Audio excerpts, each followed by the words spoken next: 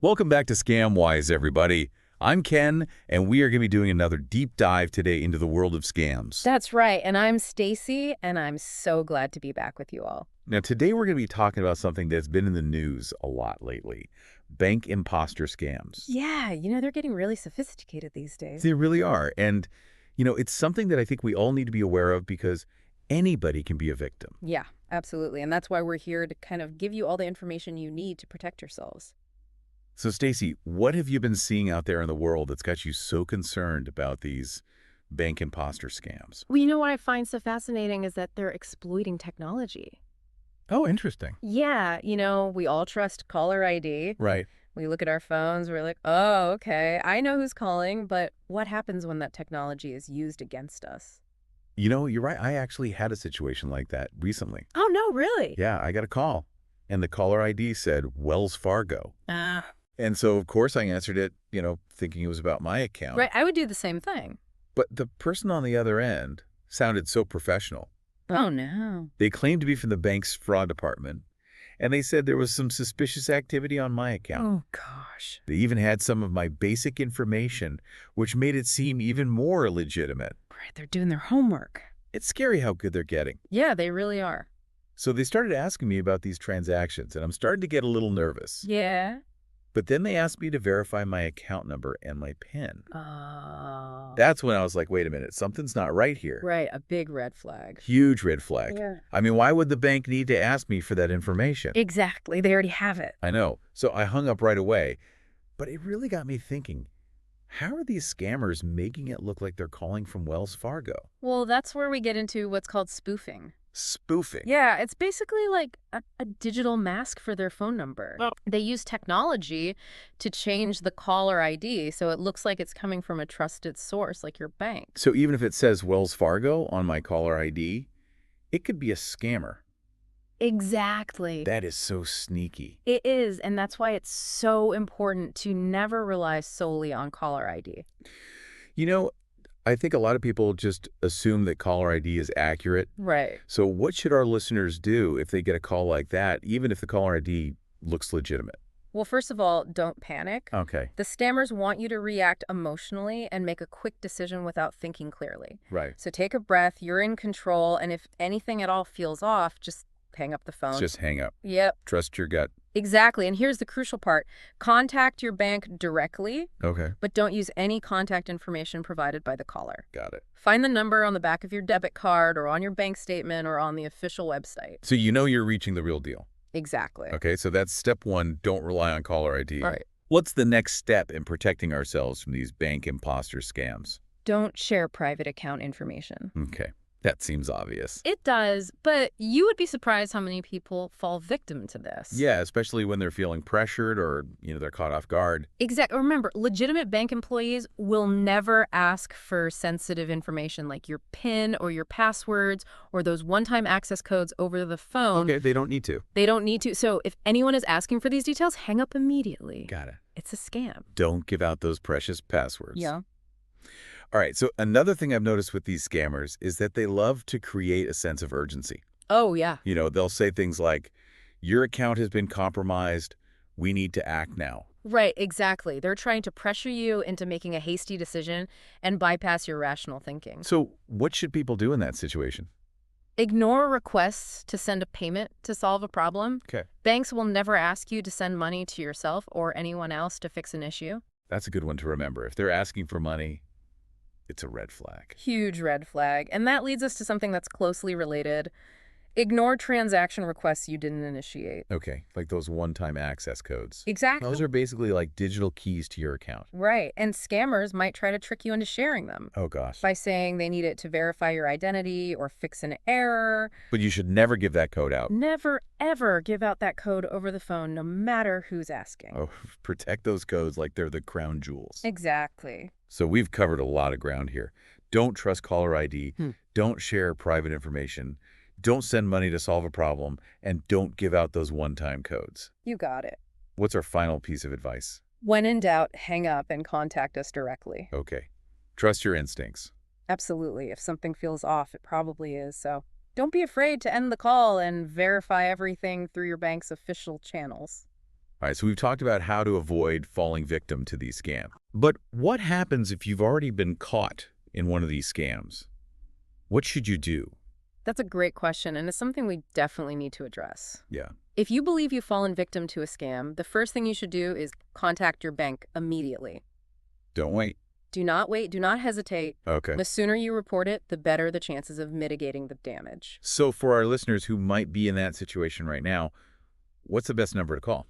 If you suspect you've been a victim of a bank imposter scam, the number to call is 1-866-867-5568.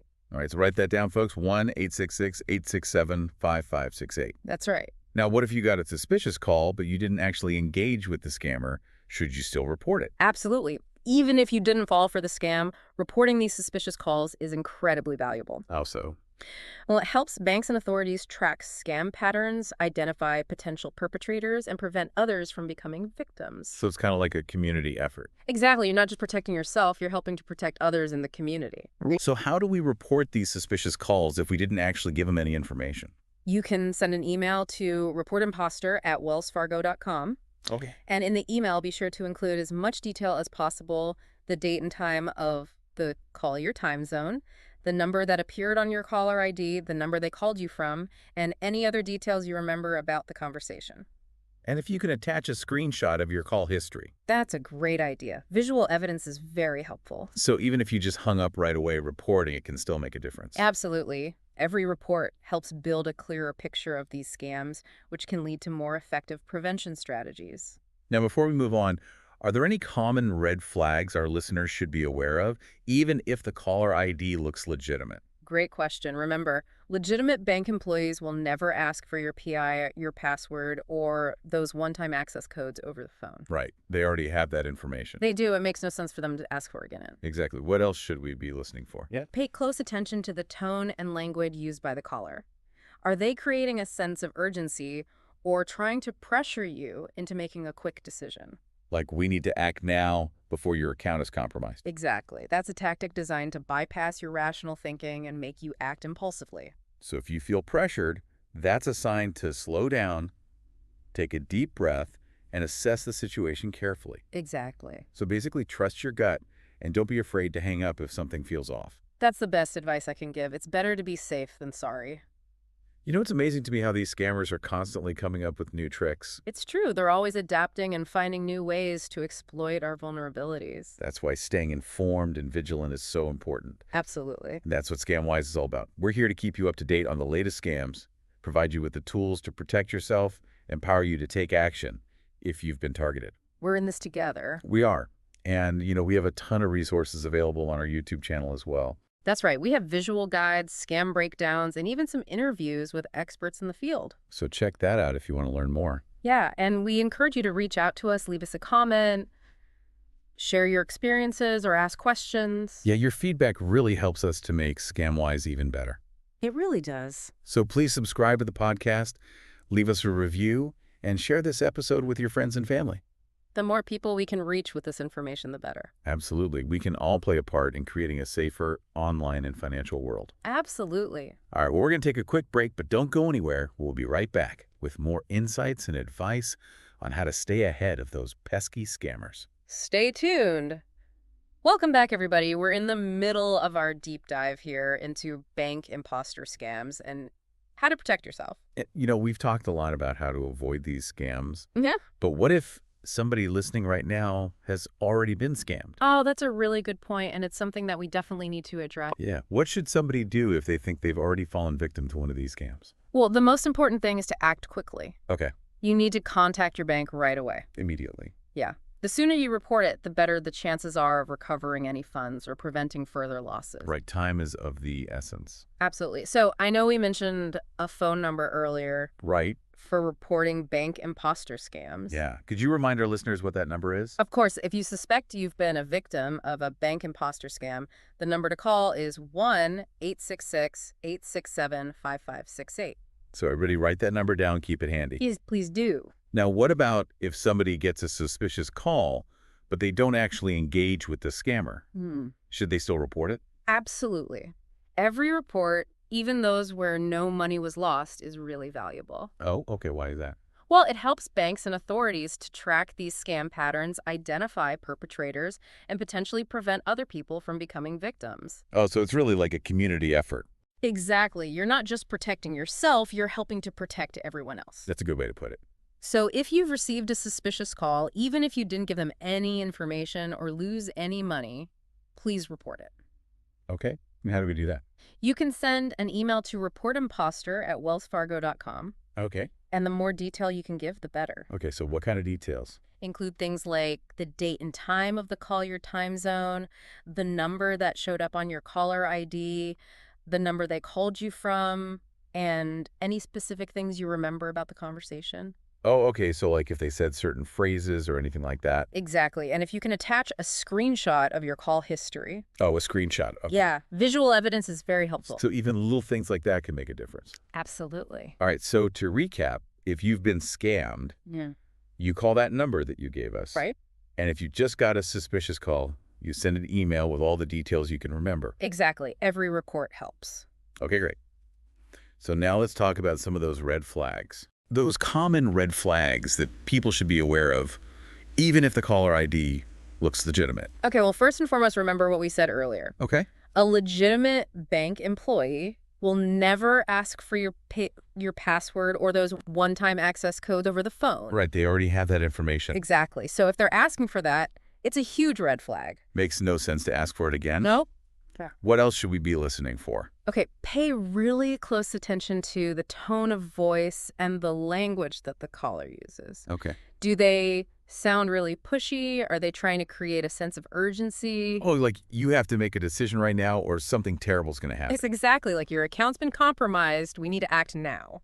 I've heard that one before. Yeah, they prey on fear and panic because Oh. those emotions can cloud your judgment. No, so they want you to kind of make a rash decision. Exactly. So if you feel pressured at all, that's a sign to slow down, take a breath, and assess the situation. So don't let anybody rush you into doing anything. Exactly. Trust your gut. Yes. And if something feels off, it probably is. All right, so we've talked about spoofed phone numbers. Right. Let's talk about something else that can be really tricky, spoofed websites. Oh, yes, spoofed websites. So what are those? Think of them as the online equivalent of a spoofed phone number. They're fake websites that are made to look exactly like a real company's website, like your bank's website. So they're trying to trick you into thinking you're on the real website. Exactly. And then you enter your login information and they steal it. Oh gosh, so how do they even do that? Well, they copy everything, the logos, the colors, the fonts. They'll even use similar URLs. So you might not even notice the difference. Right. They might change one letter or add a hyphen. Oh, that is sneaky. It really is. So you have to be very careful. So how can we protect ourselves from these spoofed websites? Okay, so first, always double check the URL before you enter any personal information. Okay, make sure it's the exact URL. Exactly, and look for the HTTPS at the beginning of the URL. Oh, right, that means it's secure. Right, and look for the little padlock icon in the address bar. Next to the URL. Yep, those are signs that the website is using encryption to protect your data. So HTTPS and a padlock. Those are good signs. Exactly, and just like with phone calls, trust your gut. Okay. If something feels off about the website, maybe the design looks a little weird or the wording seems strange, just close the window. And go to the website directly from your bookmarks. Exactly, or type in the URL yourself. Okay, great advice. So we've talked about spoofed phone calls, spoofed websites. Are there any other kind of digital traps out there that we should be aware of? You know, that's a great question. It's not just phone calls and websites anymore. Oh, really? Scammers are using text messages more and more. Oh, right, smishing scams? Exactly. They're basically phishing scams, but through text messages. And those can be really convincing, too. They really can because they often look like they're coming from a legitimate source like your bank or a company, you know? So what are some of the common things they say in these smishing texts? Well, they often play on similar themes to those phone call scams. Okay. So they might claim there's a problem with your account, or that you need to verify a transaction, or even that you've won a prize. And I bet they include a link for you to click on. Of course they do. And that link might take you to a spoofed website. Oh, Or it might download malware onto your phone. that's scary. So it's basically the same idea as those phishing emails. Right, but through text. Exactly. And Yeah. the same rules apply. Don't click on links from unknown senders, and never, ever give out your personal information in a text message unless you are absolutely sure you know who you're communicating with. So we need to be just as careful with text messages as we are with emails and phone calls. Absolutely. Don't let your guard down just because it's a text. All right, good advice.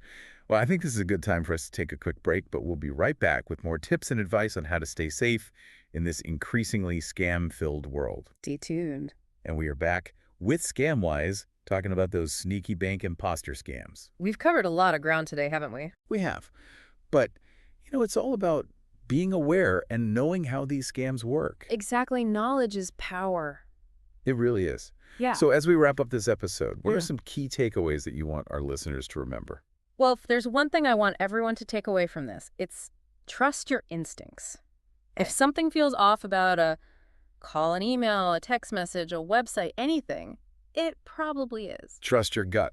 Absolutely. Don't be afraid to hang up, close the window, delete the message, whatever it takes. Better safe than sorry, right? Exactly. And, I think it's important to remember that if you do fall victim to a scam, Yeah, don't beat yourself up about it. right. These scammers are professionals. They're really good at what they do. They are. So instead of blaming yourself, focus on taking action. Okay.